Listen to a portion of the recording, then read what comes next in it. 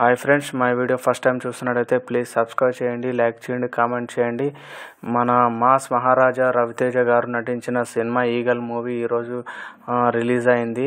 So mass మహారాజా రవితేజకి ఈ మధ్య కాలంలో హిట్లు లేవు. క్రాక్ తర్వాత లాటరీలో వచ్చిన ధమాకా బ్లాక్ బస్టర్ తప్ప మిగిలిన అన్ని సినిమాలు ఫ్లాప్ అయ్యాయి. వాల్తేరు వీరయ్య సినిమా రవితేజ సినిమా అని చెప్పలేము. ఎన్నో అంశాలు పెట్టుకొని చేసిన pan India cinema tiger Nageswara Rao కూడా డిజాస్టర్గా మిగిలింది. దీంతో ఈగల్ పైన చాలా ఆశలు పెట్టుకున్నాడు మన మాస్ మహారాజా రవితేజ. నిజానికి సంక్రాంతి కానుకగా జనవరి 13న ఈ సినిమా రిలీజ్ కావాలి. కానీ కొన్ని పెద్ద సినిమాలు పోటీ వలన ఈ సినిమా లేట్ అయింది. పోటీలో ఎందుకు అని చిత్ర బృందం వెనక్కి తగ్గి ఈరోజు ఫిబ్రవరి 9వ తారీఖు ఈ మూవీని రిలీజ్ చేశారు. ప్రేక్షకుల ముందుకు తీసుకొచ్చారు. మరి ఈ సినిమా ప్రేక్షకులను మాస్ యాక్షన్లో చాలా మెప్పిస్తారని అనుకుంటున్నాను. ఎందుకంటే సినిమా నేను కూడా చూశాను. కొన్ని యాక్షన్ సన్నివేశాలు అయితే చాలా న్యాచురల్గా తీసినట్టు అనిపించింది. చాలా బాగుంది.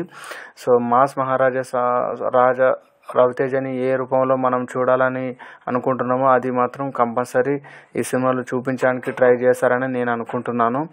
దర్శకుడు కార్తిక్ ఘట్టమనేని సంగతి పక్కన పెట్టి ముందుగా మనం తెలుగు ఫిలిం మేకర్స్ గురించి మాట్లాడుకోవాలి. టాలీవుడ్లో ఉన్న దర్శకులపై కేజీఎఫ్ ప్రభావం ఎక్కువగానే ఉంది అని ప్రతి సినిమాలో ప్రూవ్ అవుతూనే ఉంది. ఇప్పుడు ఈగల్ విషయానికి వద్దాం. దీని విషయంలో కూడా దర్శకుడు కార్తిక్ ఘట్టమనేని చాలా వరకు కేజీఎఫ్నే అనుసరించాడని చెప్పాలి.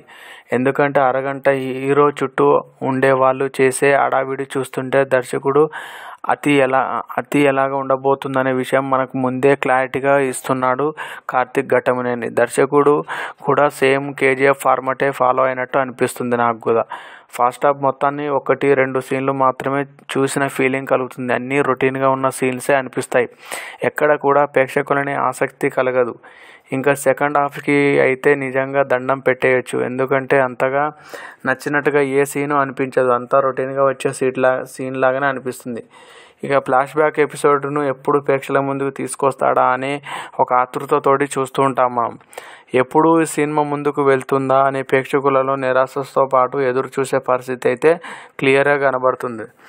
అయితే అమ్మవారి విగ్రహం నుండి గన్లు ఓపెన్ అయ్యే సీన్ మాత్రం బాగుంటుంది. ఆ సీన్ అయ్యాక మళ్ళీ ఎండ్ టైటిల్ కోసం ఎదురు చూడాల్సిన పరిస్థితి. ఎందుకంటే అప్పటి నుంచి రొటీన్గా అనిపిస్తుంది. డిజాస్టర్గా మనము ఏ సీన్ కూడా మనం ఎంటర్టైన్మెంట్ చేయదు. ఈ సినిమాకి దర్శకుడు కార్తిక్ ఘట్టమనేని కంటే కూడా యాక్షన్ కోరియోగ్రాఫర్లు ఎక్కువ పని చేశారు. ఎందుకంటే ఇందులో యాక్షన్ సీన్స్ చాలా ఉన్నాయి. ఒక హై లెవెల్లో వోల్టేజ్లో ఉన్నాయి. కార్తిక్ ఘట్టమనేని మాత్రం డిఓపిగా మరి మంచి మార్కులు వేయించుకున్నాడు. సో ఆ దర్శకుడిగా ఇది రెండో సినిమా. మొదటి సినిమా నిఖిల్తో చేసిన సూర్య 2015లో ఈ సినిమా రిలీజ్ అయింది. 9 ఏళ్ల తర్వాత అతని డైరెక్షన్లో ఇంకో సినిమా రాలేదు. ఎందుకంటే దాని తర్వాత వచ్చిన సినిమా ఈగల్ మాత్రమే. అంటే ప్రేక్షకులకు అర్థం చేసుకోవాలి. ఈగల్ మాత్రం ప్రేక్షకులకు ఒక క్లారిటీ ఇచ్చే ఛాన్సులు ఉన్నాయి. ఈ సినిమాకి డైలాగ్స్ మణిబాబు కారణం అందించాడు. అతను పేజీలు డైలాగు రాసేస్తాడు. కానీ ఒక్కటి కూడా కరెక్ట్గా చెప్తున్నాడు, ఒక వాయిస్ సింక్ అవుతున్నట్టు మాత్రం అనిపించదు. డైలాగ్స్ అన్నీ బాగున్నాయి కానీ ఎక్కడో లిప్ పరంగా మాత్రం సూట్ అవ్వలేదని అనిపిస్తుంది. అనవసరంగా ప్రాసలు రాశాడేమో అనిపిస్తుంది. అతని తప్పేమీ లేదు. ఆ డైలాగ్కి తగ్గ ఎమోషన్స్ ఈ సినిమాలో లేదు. ఎందుకంటే క్యారెక్టర్స్ ఆ డైలాగ్కు తగ్గట్టుగా నటించలేదని అనుకుంటున్నాను. అందుకే అవి పేలలేదు. ఎందుకంటే హై వోల్టేజు హిట్ అవ్వలేదు. నిర్మాతలు మాత్రం ఏమాత్రం ఎమోషనల్ కనెక్ట్ లేని ఈ సినిమాకి కోట్లు డబ్బు మంచి నీళ్ళలా ఖర్చు పెట్టేశారు. పాపం మరి వాళ్ళకి ఓటీటీ బిజినెస్ కూడా అవ్వలేదు. ఇంకా మరి నెక్స్ట్ ఎలా ఉంటుంది అనేది చూడాలి. ఆ నిర్మాత టీజీ విశ్వప్రసాద్ ఓపెన్గానే చెప్పేశారు. సంగీత దర్శకుడు దేవుజీయుడు బ్యాక్గ్రౌండ్ మ్యూజిక్ ఇంప్రెస్ చేయలేదు.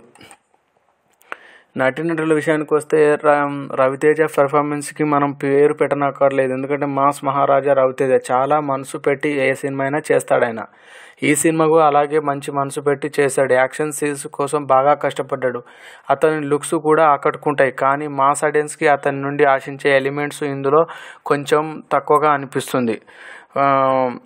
ఇందులో ఎక్కువ ఉండవు. హీరో కావ్య థాపర్ గెస్ట్ రోల్కి లా వచ్చి వెళ్ళిపోతుంది. ఆమెది ఎక్కువ లేదు. గ్లామర్ పరంగా కూడా ఆమెకు స్కోప్ లేని రోల్. ఇందులో అనుపమ పరమేశ్వరాన్ని ఎందుకు తీసుకున్నారో అర్థం కాలేదు.